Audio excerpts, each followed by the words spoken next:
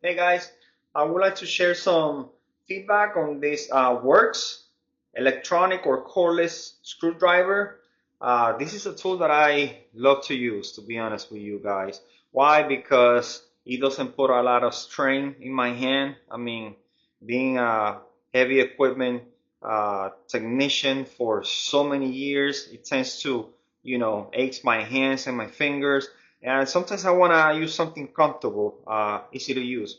This tool I use when I'm opening ECU, CCMs, or any kind of electrical component. I like it because it is rechargeable. Right here, you plug in your USB cord that it comes with. It's got different attachment from flats to Torx to Phillips and some sizes of Allen.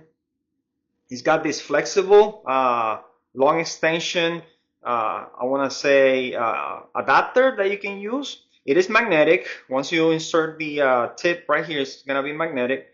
And you just press it, and you got different output power. And if you want to go forward, you press it up, reverse, you press it down.